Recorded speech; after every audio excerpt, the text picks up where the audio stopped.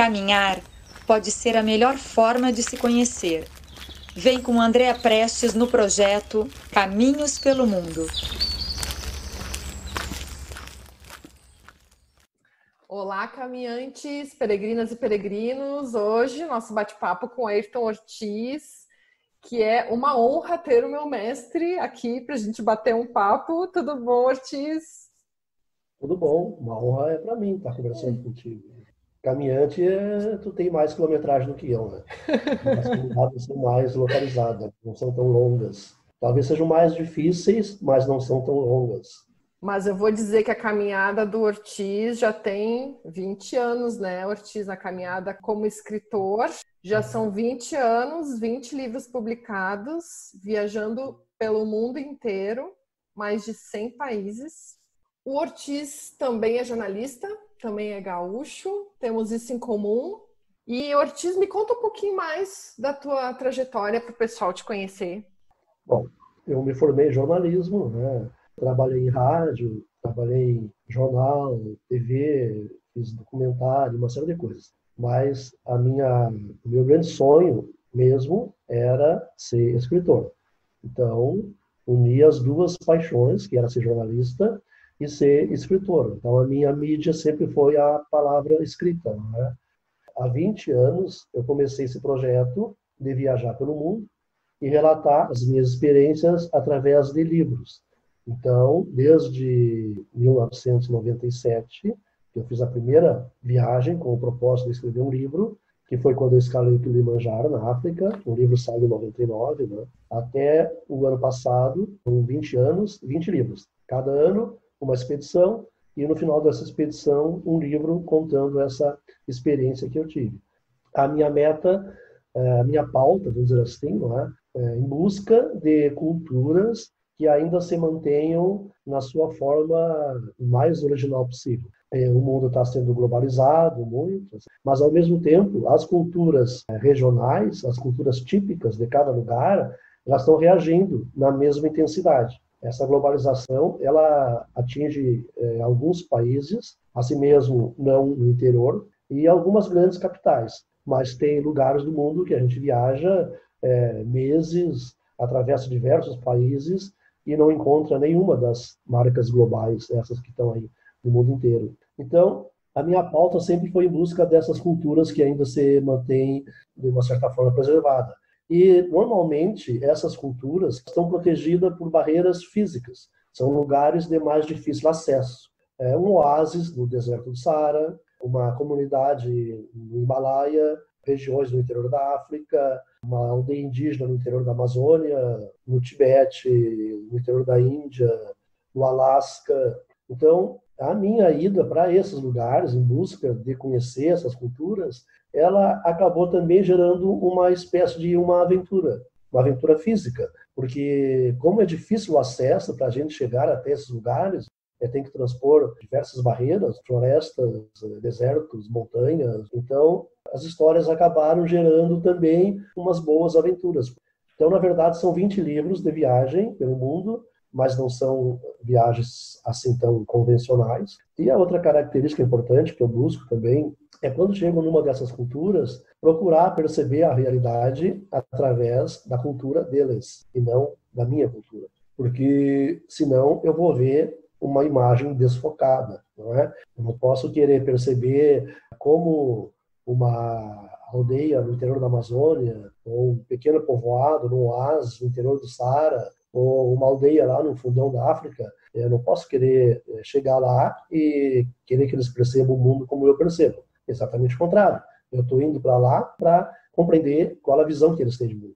Então, isso acaba sendo uma outra aventura também. Uma aventura mais emocional, psicológica, uma aventura intelectual. A gente se desfazer das nossas referências, os desfazermos dos nossos padrões, abandonarmos as nossas medidas e procurar mergulhar naquela cultura e perceber a vida pelo viés que eles percebem também. E isso não é fácil. E também tem um detalhe, mesmo entrando numa outra realidade, nós não podemos perder o nosso olhar de estrangeiro, porque a história que eu vou colher lá, eu não vou contar para aquelas pessoas, eu vou contar para os estrangeiros, as pessoas que me leem, Então, eu sou a ligação entre uma cultura da qual, por exemplo, o leitor brasileiro não conhece nada, e eu tenho que trazer essa cultura para o leitor brasileiro, mas numa linguagem que o leitor brasileiro entenda. Então, são alguns desafios que a gente vai enfrentando e, no final, pelo menos, na minha opinião, acho que tem dado certo. E é justamente o olhar do jornalista, né, Ortiz? Tentar ser imparcial e depois traduzir para o teu público. E ainda, no teu caso dos livros, eu diria, além de uma reportagem, no caso dos teus livros, ainda tem a questão de envolver ali na narrativa, na escrita, de tornar a leitura interessante. Isso é um belo desafio. Aí já é um outro desafio, né? Já é um outro desafio, porque aí já é um desafio mais estético, vamos dizer assim. Criar uma linguagem, porque existem muitas formas de contar uma história. O que vai fazer com que essa história fique marcada, né? Fique registrada, é o toque pessoal que a gente vai dar ao contá-la. Eu tenho que criar uma maneira minha, uma maneira única, de contar as minhas histórias. É o que a gente chama de estilo, não é? Estilo literário. Isso é outro desafio também. Depende do nível de ambição que a gente tem na obra que a gente está escrevendo. Mas esse é um desafio que a gente enfrenta quando está em casa, no estúdio, escrevendo no computador, no ar-condicionado, tomando uma aguinha gelada. Bem diferente das longas caminhadas que você deve ter enfrentado, né, Ortiz? Conta primeiro, então, para nós o Kilimanjaro, que foi teu primeiro livro. Então, o começo de tudo, Kilimanjaro é um divisor de águas na minha vida, não só profissional, como pessoal também. Foi um desafio que eu me impus, um desafio muito grande. Eu não tinha muita experiência em escalar alta montanha. A minha experiência era mais aqui no Rio Grande do Sul, fazer travessia de cânion. Nós temos aqui na Serra Gaúcha uma série de cânions, uma região muito bonita, propicia uma série de esportes ligados à natureza e às próprias travessias de cânion, que é uma coisa bem difícil. O Kilimanjaro, ele trouxe alguns desafios muito grandes para mim. Desafios físicos, é uma montanha, afinal de contas, né? É uma escalada, não necessariamente técnica, mas do ponto de vista físico, é uma escalada árdua. O Kilimanjaro, ele é a soma de 3 vulcões. Você mantém o vulcão central, outros 2 vulcões que foram crescendo em torno dele, acabaram unindo e formando uma única montanha. Então, ele é um vulcão. É a mais alta montanha isolada no mundo. Todas as outras altas montanhas, na verdade, são picos que se sobressaem numa cordilheira. O Kilimanjaro é uma montanha que está na planície africana. A gente parte de 0 grau de altitude e vai subindo a montanha. A gente percorre uma distância de 20 quilômetros para subir 6.000 metros. Significa que a cada 4 metros que a gente avança, a gente sobe um. É um desnível muito alto, né? E o ataque final, no cume da montanha, a última noite, a gente escala exatamente aquela parte do vulcão que ela é bem mais abrupta. Ali sim, né? Ali é 2 por 1. Numa distância de 2 quilômetros, a gente sobe 1 quilômetro. Ou seja, a cada 2 metros que a gente avança, sobe um metro de altura, não é? A gente começa o ataque, o cume, à meia-noite e chega lá em cima às 6 da manhã. Porque o desafio é ver o sol nascer do cume do Kilimanjaro. Ele está na linha do Equador e lá em cima não tem fuligem, não tem nuvens, até o oxigênio é pouco. Então são os mais puros raios solares que alguém pode receber no mundo estando no cume do Kilimanjaro. Só que esse cone do vulcão, e a gente escala realmente, é um cone, não é?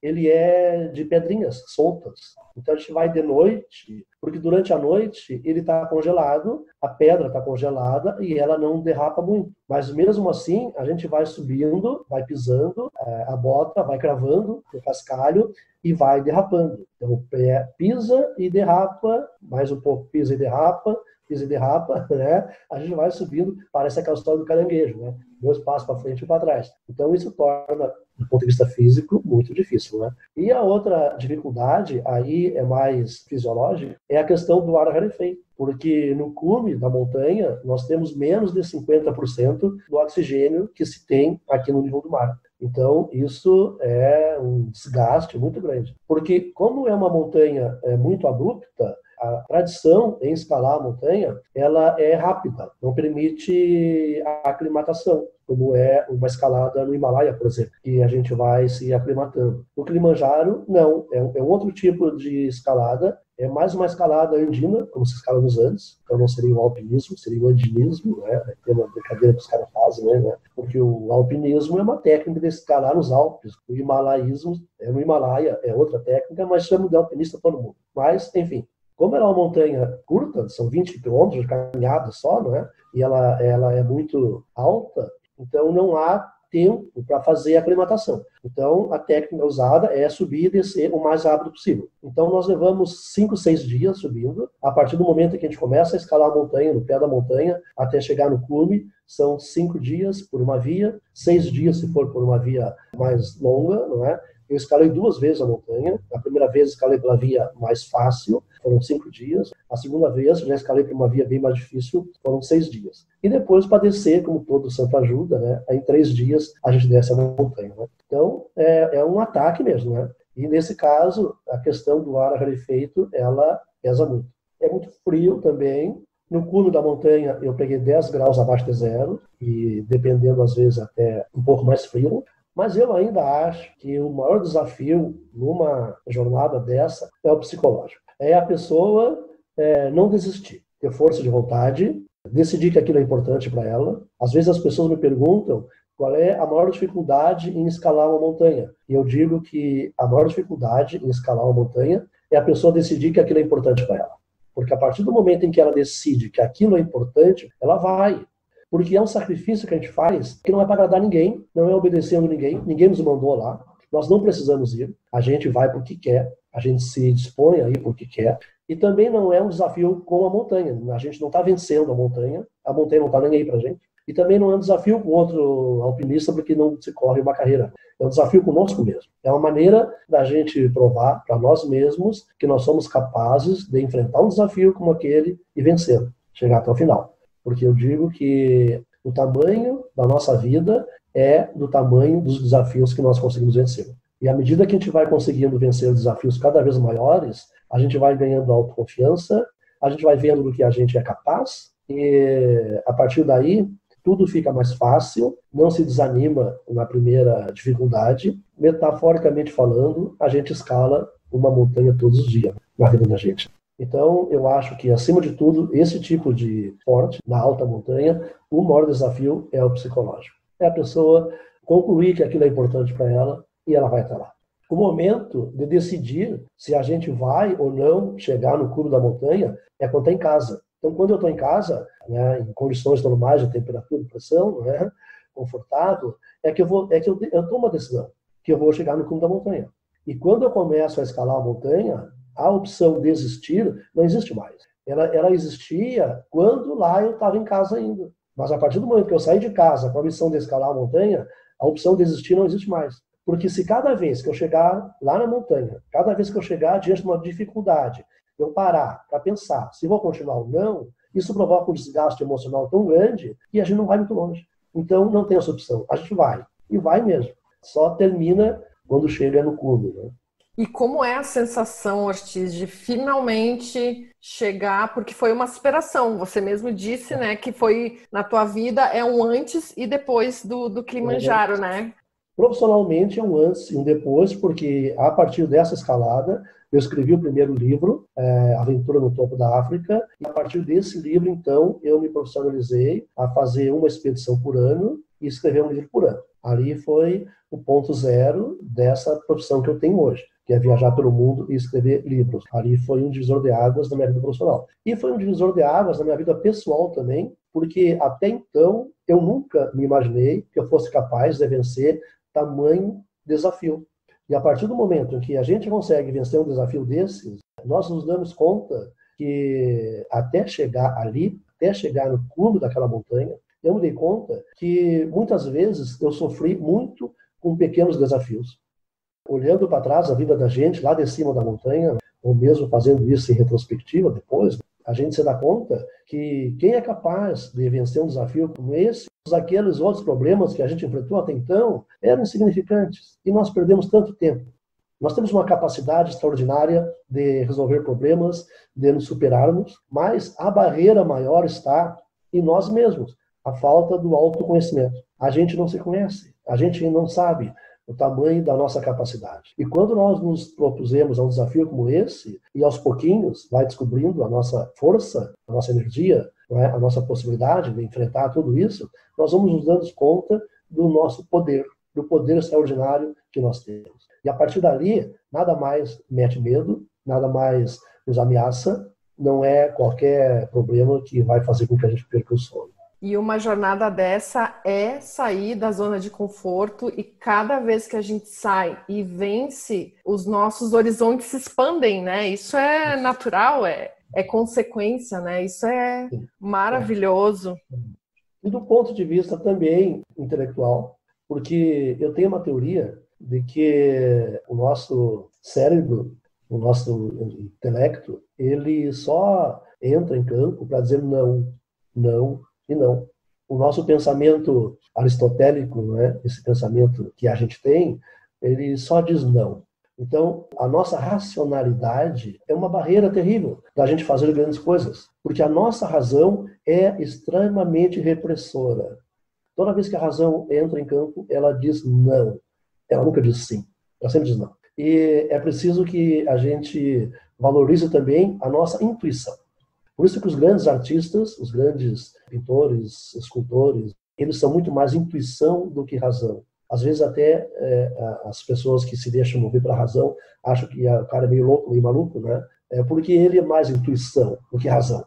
Essa experiência eu tive lá no cume da montanha. À medida que a gente vai subindo a montanha, vai escalando a montanha, o nosso lado racional vai dando espaço para o nosso lado intuitivo. Então, à medida que o meu físico, o meu corpo vai enfraquecendo, porque o desgaste da escalar a montanha, o pouco oxigênio, o frio, faz que o nosso físico vá perdendo força. E à medida que o nosso corpo, que o nosso físico, que o nosso lado racional vai perdendo força, ele vai libertando em nós o nosso lado intuitivo. E se a pessoa é uma pessoa religiosa, isso leva ela a uma experiência espiritual também. Diria que o espírito consegue se libertar da matéria, porque a matéria vai perdendo força e o espírito vai se sobressaindo. Então, essa é uma outra experiência muito importante. Quando eu estava chegando no cume, que eu já estava assim, no piloto automático, né, que não pensa mais, não raciocina mais, os últimos metros a gente vai sem se dar conta que está indo. A sensação que eu tinha era que eu estava um pouco acima de mim, vendo a minha própria escalada. Então, se a pessoa ela tem fé religiosa, ela vai dizer que é o espírito dela que saiu do corpo e está ali em cima, vendo o corpo subindo. E se a pessoa não tem uma fé religiosa, precisa ter, não é? Ela vai dizer, tá, como é o meu caso, né, que a minha intuição se libertou da minha razão e ela estava lá em cima acompanhando o meu corpo subindo naquela montanha. Então, é óbvio que não tem como a gente não voltar de uma jornada desta vendo tudo de maneira diferente. Então, as viagens transformam as nossas vidas. E é aquilo, isso da intuição, nada mais é do que ouvir e seguir o coração, né? Coragem, colocar o coração em ação. Sim. E isso, nossa, eu que tô assim mais conectada com o Caminho de Santiago, quantos peregrinos, quantos relatos eu já ouvi que realmente é exatamente o que acontece lá também, em qualquer longa jornada, como também deve ter sido no campo base do Everest, né, Ortiz? Essa foi uma outra jornada, foi 2 anos depois de ter estado no Kilimanjaro, mas essa é uma jornada diferente, não é? Porque é uma jornada, aí sim, mais de resistência ao longo prazo. Porque a trilha que eu fiz foi uma trilha de 200 quilômetros. É porque eu refiz a mesma trilha feita pela primeira expedição que escalou o Everest em 1953. Porque hoje, o pessoal que vai para o Everest, eles vão de avião até Lukla, que tem um pequeno aeroporto no topo da montanha, e dali a caminhada até o campo base do Everest dura 10 dias por aí, um pouco mais. Eu comecei muito antes, tá? Eu comecei 10 dias de caminhada antes de chegar em Lukla, porque eu fui de ônibus até aonde o ônibus poderia ir. A partir do momento em que o ônibus não podia mais ir, eu desci do ônibus e a partir dali eu fiz então a trilha até o Campo Base do Everest. Então foram 200 quilômetros. A gente sobe montanha, sobe montanha, sobe montanha, sobe montanha e cada vez mais, né? E uma coisa assim muito interessante, porque o Himalaia, a espinha dorsal dele não é abrupta. Então não é assim como o Kilimanjaro, que eu paro, olho a montanha na minha frente e começo a subir. No Himalaia, a gente começa a subir 200 quilômetros antes, nessa trilha que eu fiz, que é a mais longa de todas, né? Então, a gente vai ganhando altitude aos poucos, mas não é só subida. A gente sobe, sobe, sobe, chega no topo, né, da cordilheira e desce pelo outro lado, tem um vale, e aí vai no fundo do vale, lá começa a subir de novo, aí vai lá no topo daquela cordilheira, que é um pouco mais alta que a anterior, aí desce no fundo do vale, cruza o vale, sobe pelo outro lado do vale, chega no topo da outra cordilheira, que é um pouco maior que a anterior. É como se fosse um terreno enrugado, todo enrugado, e que aos pouquinhos a gente vai ganhando altitude. Mas não é subindo linearmente, é subindo e descendo, subindo e descendo, subindo e descendo, né? E cada vez mais ganhando altitude. Isso até mais ou menos uns 4.000 metros de altitude. Então isso é extremamente extenuante, do ponto de vista emocional, psicológico, porque toda a altitude que tu ganhas, né, um dia, perdes no outro, né? E começa tudo de novo. E toda a altitude que ganha naquele dia, no dia seguinte perde de novo. E começa tudo de novo. E aos poucos a gente vai ganhando altitude. Mas ajuda na aclimatação, né? Claro, aí é diferente, né? Porque no Kilimanjaro é uma semana e no Himalaia lá durou um mês. Mas é muito bonito, é extremamente bonito, porque o Nepal, para mim, do ponto de vista da geografia, é o país mais interessante do mundo. Ele é um país estreito, da fronteira sul do Nepal com a Índia para a fronteira norte, com o Tibete, são 200 quilômetros de distância, só 200 quilômetros. E a fronteira sul do Nepal está na margem do rio Ganges, ela é altitude zero. E a fronteira norte, 200 quilômetros depois, é o Everest, é o Himalaia, é 8.000 metros de altitude. Então, numa caminhada de 200 quilômetros, tu tens todo tipo de relevo que tem no mundo, do nível do mar até a maior altitude. E entende todo tipo de relevo que tu tens no mundo, tu tem todo tipo de clima, desde o clima tropical, lá no nível do mar, na margem do Rio Ganges, até o clima da cordilheira da montanha do Himalaia, do gelo. Então, a gente vai subindo e vai experimentando um clima diferente. E como tem todo tipo de relevo que tem no mundo, como se fosse uma escada, como tem todo tipo de clima que tem no mundo, como se fosse uma escada, tem também todo tipo de vegetação. Então, a gente começa por dentro de uma floresta tropical, e aquela floresta tropical, à medida que a gente vai subindo, ela passa para uma floresta de altitude, e depois a floresta de altitude ela passa para uma floresta de arbustos. Depois da floresta de arbustos, ela passa para uma paisagem de savana, que é aquela grama alta. Depois da savana, ela passa por uma paisagem de gramíneas, rasteiras no chão. E depois vem a terra desnuda, totalmente a terra desnuda. E depois vem o gelo, só o gelo. Então, uma trilha dessa, a gente vai passando por todo tipo de relevo, de clima, de vegetação e de animais também. Começa lá num parque nacional que tem no Nepal, nas margens do Ganges, que a gente pode encontrar o tigre de Bengala, é um dos poucos lugares do mundo que ainda se encontra o tigre de Bengala, até as aves de rapina quando chega lá no topo da cordilheira. Por isso eu acho que o Nepal é o país mais interessante do mundo para fazer esse tipo de trilha, para quem gosta de fazer trilha de alta montanha. Ai, encantador, deve ser realmente. A natureza, né, Ortiz, caminhar para conhecer de perto, seja a cidade também, mas a natureza é um encanto mesmo. E temos também a história da Trilha de Jesus, que foi agora, início de 2020, que infelizmente foi uma caminhada interrompida, né?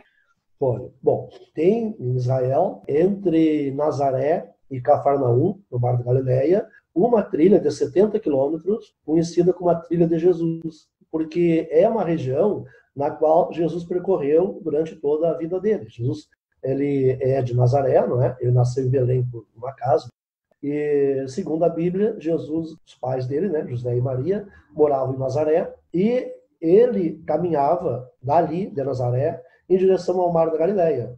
São 70 quilômetros que ele fazia com frequência aquela caminhada ali. E lá no Mar da Galileia tem a cidadezinha de Cafarnaum, que é onde ele conheceu São Pedro, onde ele começou o ministério dele, né?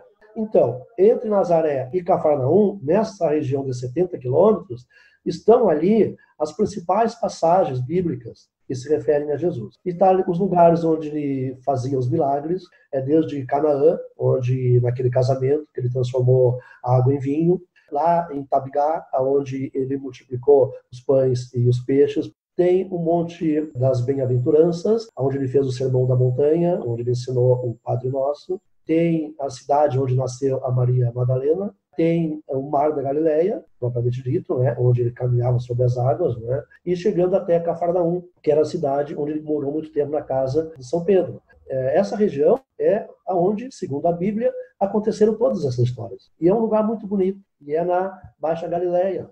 E é um lugar onde também havia uma estrada, na época dos romanos, que ligava o Mediterrâneo à Rota da Seda.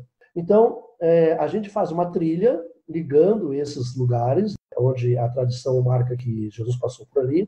E ao longo dessa trilha, além da história bíblica, tem a história propriamente dita. Tem as antigas cidades romanas, tem um trecho da trilha que costeia um aqueduto romano, tem um trecho da trilha que costeia uma estrada romana, e nós tínhamos nos programado para fazer em 4 dias essa caminhada. Começamos em Nazaré. O primeiro dia nós fomos até Canaã, foram 20 quilômetros. Pegamos uma chuva tremenda no caminho, também foi uma experiência muito interessante, porque quando começou a chover, e a chuva era forte, nós corremos para debaixo de umas árvores que tinha ali, não é? Nós éramos 6 pessoas, né? E as vacas que estavam no campo correram também para debaixo das árvores para se proteger. Então, ficamos nós e as vacas ali protegendo a chuva, né? As vacas com o couro delas, natural, que protegiam, né? E nós com as nossas roupas, enfrentar a chuva não tinha problema nenhum também, a gente estava com as roupas adequadas. Mas era uma experiência também, tu dividir com as vacas, assim, 2 ou 3 árvores para nos proteger um pouco da chuva, é uma coisa bacana, né? Nós chegamos em Canaã, na pousada lá, né? Dormimos na pousada. No dia seguinte, nós tínhamos mais uma caminhada de 16 quilômetros até o albergue, quando nos informaram que o albergue, onde a gente ia dormir, naquela noite, naquele dia, ficava no kibutz, e o kibutz havia sido fechado, totalmente fechado, não saía ninguém, nem entrava ninguém, como proteção, não é, do coronavírus, que já estava prejudicando as pessoas que estavam viajando ao redor do mundo. Então a gente não conseguiu ir adiante. E aí tivemos uma experiência também bem constrangedora. A prefeita de Canaã baixou uma ordem expulsando todos os estrangeiros da cidade. E a polícia passou nos albergues, inclusive o nosso, e nos botou para a rua. E na rua, as pessoas começaram a nos agredir, não fisicamente, mas passavam pela gente, buzinavam e gritavam: corona, corona, vai embora, trouxeram o vírus para nós. Então foi uma situação bem constrangedora também. E não deixou de ser também uma experiência de intolerância, e que deu para a gente imaginar um pouco, voltando 2000 anos atrás, né, a intolerância que Jesus enfrentou naquela religião. Né? Se hoje a gente foi vítima de toda essa intolerância, por sermos estrangeiros, mas nós tínhamos um apoio muito bom, que era a agência de viagem aqui de Porto Alegre, Atenas Turismo, né, do Cláudio. Nós fizemos contato com o Cláudio fez contato imediato com a operadora lá em Tel Aviv, e a operadora mandou uma van nos resgatar lá em Canaã. Então, a gente ficou um pouco na rua, um tempo na rua lá, né? Nós, assim, 6, bem juntinho do outro, né? Nos protegendo, né? Quando vem uma ameaça externa, a gente se protege, né? Até que a van chegou lá, nos resgatou, e a gente voltou para Tel Aviv. Ficamos lá 3 dias em Tel Aviv também. Aí a cidade já estava fechada, completamente fechada. Só estávamos nós no hotel, não tinha mais ninguém. Não tinha ninguém na rua, tudo fechado. Conseguimos embarcar no avião e no dia 18 de março nós chegamos de volta aqui no Brasil. O nosso avião foi um dos últimos que saiu de Israel. Pouco depois o aeroporto foi fechado. O aeroporto já estava fechado para a chegada, não tinha mais chegada, só tinha saída. E foi uma experiência também interessante no aeroporto. Eu já embarquei muitas vezes em Tel Aviv, né, para diversos lugares do mundo, né, e uma das coisas mais demoradas que tem é embarcar num avião em Tel Aviv. A gente tem que chegar 6 horas antes do aeroporto, porque o sistema de segurança é muito grande. Tu passa por diversas barreiras de segurança dentro do próprio aeroporto, e essa vez não tinha ninguém, não tinha segurança, nada. Só tinha o funcionário da companhia aérea fazendo check-in, e nós entramos na área de embarque, toda a área de free shopping fechada, não tinha uma única loja aberta, embarcamos direto no avião e viemos embora, né? Também foi uma experiência assim, muito que mexe com a gente, né? A gente que conhece o aeroporto sabe que aqui é um formigueiro, né? A gente encontrar um aeroporto totalmente vazio, né? Também foi uma experiência enriquecedora, né? E essa história ia gerar um livro, eu queria escrever esse livro, mas não vai dar para gerar um livro, mas eu não vou deixar os meus leitores sem essa aventura, porque eles vinham há tempo já acompanhando e sabendo da viagem, esperando pelo livro. Então eu estou escrevendo essa história, pelo menos essa parte, né? E em seguida eu vou divulgar no meu blog, e as pessoas aproveitam, estão em casa de quarentena, né? Não posso sair de casa. Aliás, eu cheguei de Israel no dia 18 de março e desde então não saí mais de casa. Em contato mesmo só com os meus filhos. Então, eu vou aproveitar que o pessoal tem casa de quarentena, vou botar essa história no meu blog e vou liberar, e aí os meus leitores podem ler e ter um pouco mais de contato com essa experiência, que foi curta, foi frustrante por um lado, mas por outro lado ela também trouxe uma experiência única, que até então eu não tinha vivido, completamente fora do padrão, né? E tudo faz parte do aprendizado. E é por isso que a gente viaja, né? Às vezes as pessoas me perguntam por que a gente viaja. A gente viaja não é em busca dos monumentos, dos prédios, não é em busca de outra realidade, não é em busca do diferente. A gente viaja em busca de nós mesmos. Toda viagem, uma experiência de autoconhecimento. A viagem externa, que nos leva em contato com outros lugares, ela é apenas um pretexto para provocar a viagem que realmente interessa, que é a viagem interna, essa que acontece dentro de nós. Ali que se dá, aqui que se dá a grande experiência da vida. E aqui é que a gente viaja, não é? Por isso que a gente vai sempre para lugares que são diferentes dos nossos lugares tradicionais, não é? Porque esse estranhamento que nos provoca, esses lugares diferentes, é que desencadeiam todo um repensar da nossa vida. Bom, Ortiz, enquanto então estamos quarentenados, pensando também, planejando, né, torcendo aí para próximas viagens, o nosso grupo também para o Caminho Português de Santiago, tivemos que transferir e na torcida aí para que tudo se resolva da melhor forma e que a gente possa aproveitar esse momento para realmente, né, aprender a aproveitar da melhor forma possível. Planejar, né? Tem casa planejando e esperando, né? A gente vai fazer agora em maio, né? Essa expedição de Fátima até Compostela, né? Que é uma experiência também diferenciada, né? Porque une o principal santuário para a cultura brasileira no exterior, que é o Santuário de Fátima, né? Até Compostela, que é um santuário importante cristão do mundo inteiro. Que o ano passado, né, André, o nosso grupo já fez. Tu foi com o grupo, eu fiquei na retaguarda aqui em Porto Alegre, e esse ano o projeto era eu ir também junto contigo, né? Mas infelizmente não vai poder ser agora em maio, mas vai sair, então ninguém se descuide do preparo físico, emocional, psicológico, intelectual, mantenha-se preparado, porque assim que der uma janela, a gente vai fazer essa viagem, sim. Isso mesmo, e como você já disse também, já vi uma frase tua, para viajar a palavra mágica é pesquisar, né? Então é um belo momento para a gente pesquisar. Eu tenho pesquisado também caminhos aqui no Brasil e vamos seguir divulgando, né, Ortiz? Eu posso te perguntar um bate-bola final? Claro. Na tua mochila, nessas caminhadas, nessas aventuras, o que não pode faltar na tua mochila? A minha mochila leva 100 itens. É uma mochila pequena, não é uma mochila grande, o equipamento é todo micro, é todo adequado. Eu gosto de dizer que dentro da minha mochila eu estou preparado para qualquer coisa que aconteça no mundo, qualquer coisa que eu precisar, eu tenho ali dentro. Então, além daquelas coisas óbvias, né, que sem as quais a gente não vai adiante, passaporte, essas coisas todas, né, não pode faltar um livro. Aliás, um livro não pode faltar nunca. A gente tem que estar sempre com um livro na mão, ou na fila do banco, ou dentro do metrô, ou na viagem do avião. Tem que estar com um livro na mão sempre, porque aí a gente não para nunca. E se tu tem um livro, e tu não para nunca, porque tu viaja através do livro. Eu sempre digo assim, nós que tivemos a oportunidade de ter contato com a leitura e sabemos da importância do livro, não é? Temos a obrigação de tentar conscientizar as outras pessoas da importância da leitura, porque a leitura nos amplia, a leitura abre os nossos horizontes, amplia o nosso olhar, a leitura nos traz experiências enriquecedoras. A leitura nos humaniza. Então, na minha mochila nunca vai faltar um livro. Né? E já que falamos em livros, então, se você puder recomendar um livro de viagens que faça a pessoa viajar, um livro de outro autor e um dos teus livros, quais seriam? Olha, do meu livro tem um que eu gosto muito, além desse que nós já falamos, né, do Aventura no Topo da África, Pescar no Kilimanjaro, e do livro Na Estrada do Everest, que é essa trilha que eu fiz para o Everest.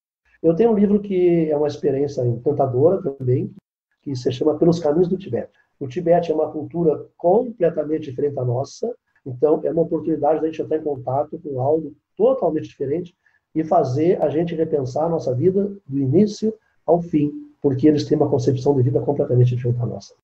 E de outro, eu vou indicar um livro de ficção, um romance, e é baseado numa história real, que é Moby Dick. Moby Dick é, para mim, o melhor livro de aventura que já foi escrito. Porque ele é uma aventura, é uma viagem, é uma experiência, mas ele é, acima de tudo, a luta entre a razão humana e o instinto animal. É o confronto dessas duas forças que eu falei que são as principais dentro de nós, né? Que é a razão e o instinto, a intuição. E o Moby Dick é a luta entre o homem e a baleia, entre a razão e o instinto animal, a intuição animal. Então, é uma grande experiência e esse é um livro que eu não tenho medo de errar. Caminhar é? Descobrir-se. E viajar é? Descobrir-se durante mais tempo. Ai, muito bom, Ortiz. Muito obrigada pela conversa. Quer deixar uma mensagem final? Uma frase minha que abre um livro meu, gringo, que virou meme na internet e ela já foi compartilhada mais de 1 milhão de vezes, não é? E que eu espero que quando eu morrer esteja no meu túmulo. É uma frase que diz assim, ó: nós somos o resultado dos livros que lemos, das viagens que fazemos e das pessoas que amamos. Nós somos o resultado dessas 3 coisas, né? Então, eu deixo essa mensagem final aí para vocês. Isso aí, gente. Vamos aproveitar a vida, as viagens, as caminhadas, assim que possível. E muito obrigada de novo, Ortiz. Até a próxima. Até a próxima. Bom caminho para todos nós. Bom caminho.